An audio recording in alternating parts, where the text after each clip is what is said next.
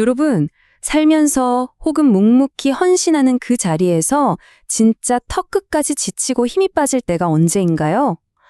아마도 내가 땀 흘려 수고하고 노력한 것들을 아무도 알아주지 않는다고 느낄 때일 겁니다. 오늘은 우리의 이런 깊은 피로감, 그리고 마음속 깊은 고민에 대해서 성경은 과연 뭐라고 답하고 있는지 그 해답을 깊이 있게 들여다보는 시간을 준비했습니다. 솔직히 요즘은 내 권리가 그 어느 때보다 중요한 시대잖아요. 억울한 일 생기면 내가 틀린 말 했어? 내 권리인데 왜 참아? 왜 나만 맨날 손해를 봐야 돼? 이런 생각 속으로 다들 한 번쯤 해보셨을 겁니다. 세상도 끊임없이 손해보지 말고 내 것을 강하게 지키라고 말하죠. 충분히 공감 가는 이야기입니다. 그런데 오늘 본문은요, 이 지점에서 우리의 생각, 그 패러다임을 완전히 뒤집어버리는 엄청난 대안을 던져줍니다. 자, 첫 번째로 우리가 짚어볼 건 바로 이겁니다. 나의 권리인가 아니면 복음인가? 오늘 본문에서 사도 바울이 그냥 무조건 꼭 참아라 이렇게 말할 것 같지만 전혀 그렇지 않습니다. 오히려 자기를 비판하는 사람들 앞에서 나한테도 정당한 권리가 있다 라고 아주 강력하게 방어하거든요. 자기는 자유인이고 사도고 교회에서 당연히 먹고 마실 권리도 있고 재정적인 지원을 받을 권리도 충분히 있다는 거죠. 성경은 일하는 사람의 당연하고 정당한 권리를 절대로 부정하지 않습니다. 그런데 진짜 흥미로운 반전은 바로 여기서부터 시작됩니다. 바울이 이렇게 자기 권리를 쫙 나열한 이유가 그러니까 내 권리 다 내놔 하고 얻어내려는 게 아니었거든요. 권리 자체는 당연히 좋은 거죠. 하지만 그 권리가 하나님보다 커지는 순간 문제가 생깁니다. 내 감정, 내 자존심, 내 억울함만 꽉 쥐고 있는 자기중심적인 모습에서 벗어나서 내 권리보다 하나님의 뜻, 내 뾰족한 주장보다 사랑을 앞세우는 것. 오늘 본문은 바로 이게 복음을 우선하는 삶이라고 말합니다. 사실 이 모습의 가장 완벽한 롤모델은 바로 예수님이시잖아요. 빌립보서 2장 말씀을 보면 예수님은 하나님의 아들로서 모든 영광과 대우를 받을 그 엄청난 권리가 있으셨어요. 그런데 그 당연한 권리를 끝까지 고집하지 않으셨죠. 오히려 자기를 완전히 비워서 종의 모습을 하시고 우리를 위해 기꺼이 십자가를 지시면서 그 권리를 스스로 내려놓으셨습니다. 복음이라는 건요, 내 권리를 이렇게 꽉 움켜주는 게 아니라 나를 통해 흘려보내는 겁니다. 두 번째 포인트로 넘어가 볼까요? 필요를 절대 외면하지 않으시는 하나님입니다. 아마 여기까지 들으시면 아니, 그럼 내 억울함은 대체 누가 알아주는데? 하면서 마음 한구석이 좀 답답해지실 수도 있어요. 그런데요, 하나님은 땀 흘려 수고하는 사람의 필요를 절대 모른 척 하시는 분이 아닙니다. 바울이 든 세 가지 비유를 한번 떠올려 보세요. 자기 돈 내고 군대 가는 군인 없잖아요.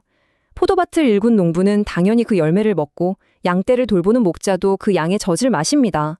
하나님이 일하는 자들의 실제적인 필요를 얼마나 깊이 이해하고 챙기시는지 성경은 이 비유들을 통해 아주 분명하게 보여주고 있습니다.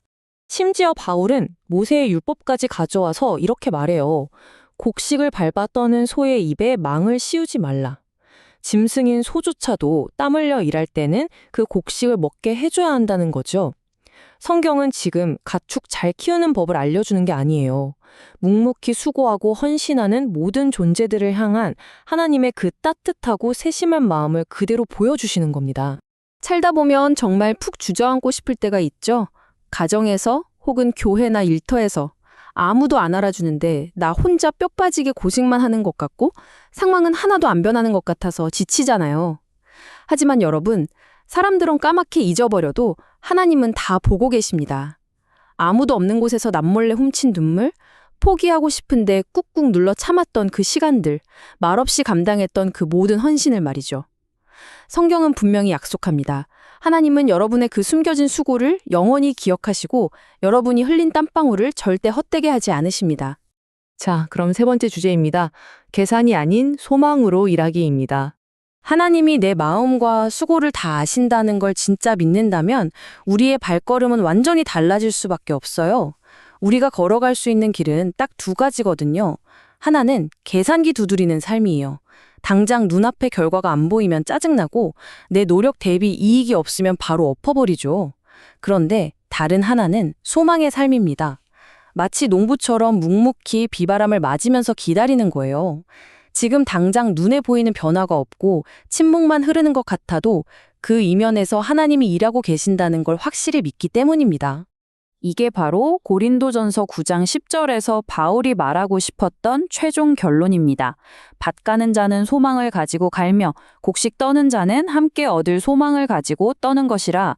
우리가 오해를 받고 때로는 욕을 먹고 당장 사람들이 박수 쳐주지 않아도 계속해서 복음의 씨앗을 심을 수 있는 이유가 바로 이거예요. 하나님이 때가 되면 반드시 엄청난 열매를 거두게 하실 거라는 그 흔들리지 않는 수확의 소망이 우리 안에 있기 때문입니다.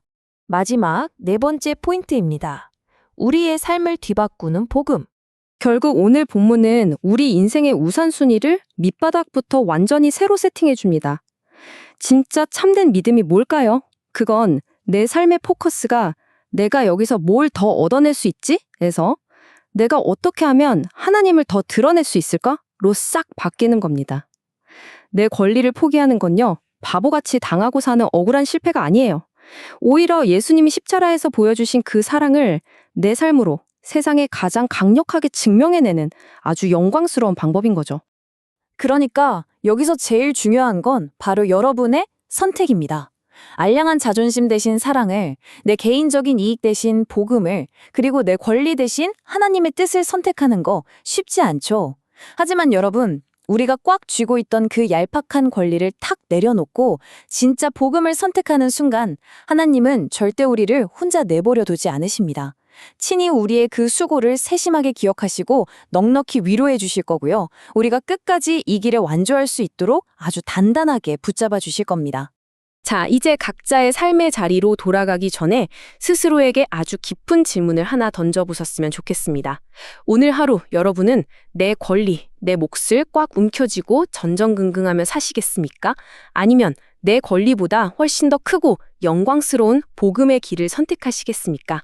오늘 본문이 던져준 이 놀라운 패러다임의 전환이 여러분의 매일의 삶 속에 진짜 자유와 절대 흔들리지 않는 소망을 가져다 주기를 진심으로 바랍니다. 자, 그럼 오늘 시간은 여기서 마무리하고요. 다음 시간에 더 흥미롭고 깊이 있는 내용으로 찾아뵙겠습니다. 함께해 주셔서 감사합니다.